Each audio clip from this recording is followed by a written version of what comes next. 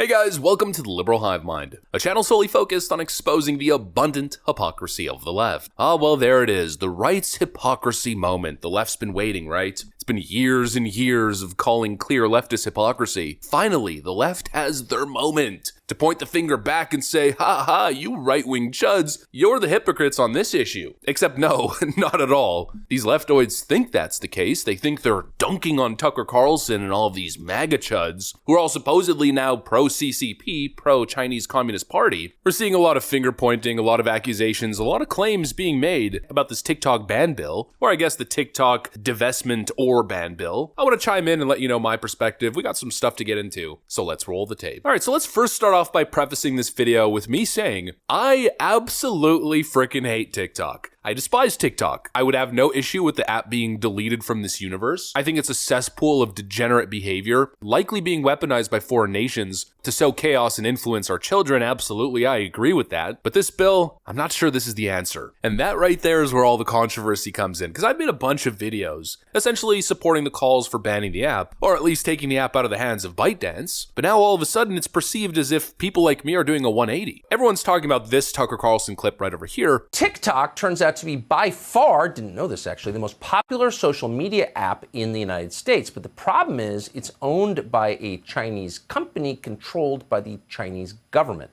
And it is for that reason a major security risk. Not only does it disseminate propaganda, it hurts the country, it also apparently is used for spying. So the governments of a couple of states have already moved to block TikTok on government devices. Now, a U.S. Senator from Florida, Senator Marco Rubio, has introduced legislation to ban TikTok. Senator Rubio joins us tonight. Senator, thanks so much for coming on. So Republicans, conservatives are generally against banning private companies. Tell us why we should ban TikTok, if you would. Well, what we ban is their ability to make money in the country. And the reason is because it's basically a wholly owned subsidiary of the Communist Party of China.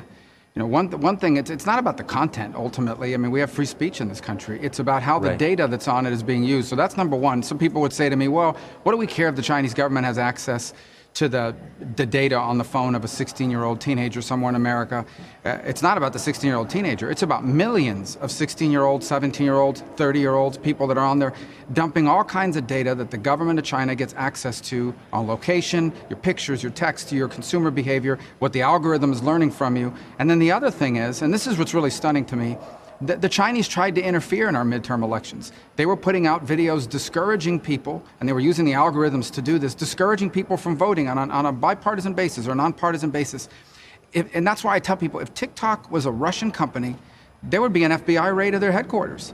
At least they would be calling for it on the left. So I think everyone agrees they're a privacy danger to America, to our national security. We shouldn't have the Communist Party of China having access to a treasure trove of American data that they can use to try to influence and divide us at the same time as they collect valuable information now and for the future. That's an old flashback clip of Tucker Carlson essentially supporting the banning of TikTok, but now all of a sudden he's not supporting this bill, so he's getting criticized for doing a quote 180. iPatch McCain retweeted that video and wrote, "How much Chinese money does it take to do a complete 180 like this? Hashtag TikTok Tucker." iPatch McCain strikes again. I mean, the absolute worst of the worst. The narrative is that us conservatives are massive hypocrites. No, actually scratch that. Not only massive hypocrites, but we're CCP agents now. We're paid off by the CCP for not blindly endorsing the supposed TikTok ban bill. But see, here's the thing. Two things can be true at once. You can support banning TikTok and also be against the current bill that they're passing, because this little piece of legislation is a huge red flag and should be concerning to all Americans. It's once again the typical Washington scam. Just read the title of the bill. We're saying it's the TikTok ban bill. Hey, we just want to protect national security. It's simply a bill that forces ByteDance to divest, switching ownership of the corporation, and that's it. Except here's the problem. That is a flat lie. That's how they're presenting it on the surface, but the actual bill itself isn't just a piece of paper that says, we will force ByteDance to sell TikTok. No, I'm pretty sure it's more than 20 pages of legalese with all kinds of bullet points, and the vague language is really what's concerning to people. Let's go over a couple of those examples. Here's an excerpt from the bill. Covered company. In general, the term covered company means an entity that operates directly or indirectly, including through a parent company, subsidiary, or affiliate, a website, desktop application, mobile application, or augmented or immersive technology application. Permits a user to create an account or profile to generate, share, and view text, images, videos, real-time communications, or similar content. Has more than 1 million monthly active users with respect to at least 2 of the 3 months preceding to the date of which a relevant determination of the president is made pursuant to paragraph 3b. So essentially, I mean, the way that I'm reading this is that any social media company is automatically considered a covered company. This gives the president, this gives Congress, the unilateral authority regulate social media companies if a portion of their investment or the ownership group, I guess you could say, well, the way that it's written in the bill, if 20% of your ownership group comes from a company or VC entity located in China, Russia, Iran, or North Korea, or rather what they describe as foreign adversaries. As you guys can see right over here, their definition of controlled by a foreign adversary means an entity with respect to which a foreign person or combination of foreign persons described in subparagraph A directly or indirectly own at least 20% stake. So the issue with this bill is the issue with government bills in general. The terminology, the language is too vague. It's again a very common issue that we see in a lot of these bills. It's not targeted. It's a huge umbrella that gives government more power to control and regulate. It gives them the ability to kind of change definitions as they go, and it might give them the opportunity to, let's say, go after X, go after Elon Musk. What people were hoping for was a very specific targeted bill, a bill that targeted TikTok specifically, a one-issue bill, but this bill is essentially Patriot Act 2.0. The Patriot Act was presented as a domestic security bill meant to protect Americans, but it ended up being used against Americans. It ended up being used to spy on American citizens. What Congress is essentially asking for is authority over social media companies. And especially knowing everything that we know, I don't think people are too keen on signing off on a bill that essentially expands government and gives them more power to regulate, outside of the scope of just the TikTok issue. I wonder why we would have concerns. Well, Dan Crenshaw, once again, Eye Patch McCain, who's shilling the crap out of this bill, doesn't seem to understand. Access to everything TikTok has, which means data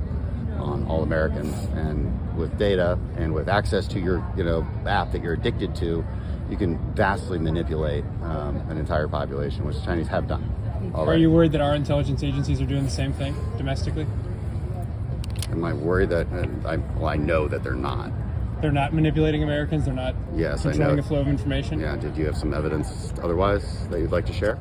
I mean, okay. Before that's any serious questions? If ByteDance were to say Congressman, you asked for an example of the U.S. intelligence agencies meddling in our information. What about before the 2020 election when 50 members came out and said the Hunter Biden laptop was Russian disinformation? Does that count?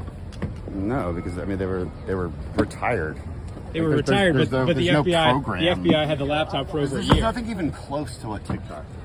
And so I guess the question is, whose side are you on? Are you on the Dan Crenshaw side, the guy who apparently doesn't believe that the CIA and the FBI have a history of meddling in domestic news coverage? Or the other side, let's use Tucker Carlson to represent that side, the side that's been extremely consistent on this issue, but just happen to have some questions about this bill. Yeah, I'm definitely not on the Dan Crenshaw side. I guess he's never heard of Operation Mockingbird. He probably has no idea what the Twitter files were. And so I think I'm going to automatically default to the other side. I view this bill as extremely peculiar, a little bit odd. Why now? Why is this all of a sudden, especially in an election year, the number one uniparty priority? So many things need addressing. The southern border, the debt crisis, mortgage crisis, I mean, the list goes on and on. A record number of Americans are showing up at food banks these days, but Washington all of a sudden now is focused on TikTok and ByteDance. No way. There's something else going on here. There's another group behind the scenes that I'm sure right now is having a great effect with their, let's call it, lobbying influence. I think what's really happening is that the establishment is losing their ability to control the narratives, let's call it, especially after losing X. We all know how precious Twitter was to Washington, and now here's a desperate attempt to regain control over the flow of information. They want a bill that they can use to go after Elon Musk. They want to take total control over TikTok so they can stop all the pro-Palestinian speech happening on the platform. And while I definitely don't agree with a lot of the ideas that are being popularized on the TikTok platform, I do believe in people's First Amendment rights to hold those opinions and make those opinions public, to challenge the status quo. The issue with TikTok is the Chinese ownership group behind the company. Absolutely, that's a problem. But what it feels like here is that Washington is attempting to present this solution to the problem, and their solution is, let's take TikTok out of the hands of the Chinese Communist Party and put it in the hands of the US government. I don't think that's a great outcome, considering the federal government's very, very recent history in regards to social media algorithm manipulation. Essentially, you're replacing an evil with another evil. I don't know if you guys know know this, but the current investment group currently forming to buy TikTok from ByteDance is essentially a roster stacked with Washington-connected, powerful lobbyists. I can't think of anything worse. If you want to solve the TikTok problem, ban the damn platform. Or I don't know, sell it to Rumble or something. I just don't trust that their intentions are pure. And the biggest red flag as of now isn't the actual bill itself, it's not the lobbyist groups attempting to buy the company, it's the fact that this guy is shilling the crap out of it. If that's happening, you know that something is probably real stinky. Anyways, that's pretty much what I got for you guys. Hopefully you enjoyed this video. If you did, make sure to leave a like and possibly subscribe to the channel. Thanks for watching, and I'll see you on the next one.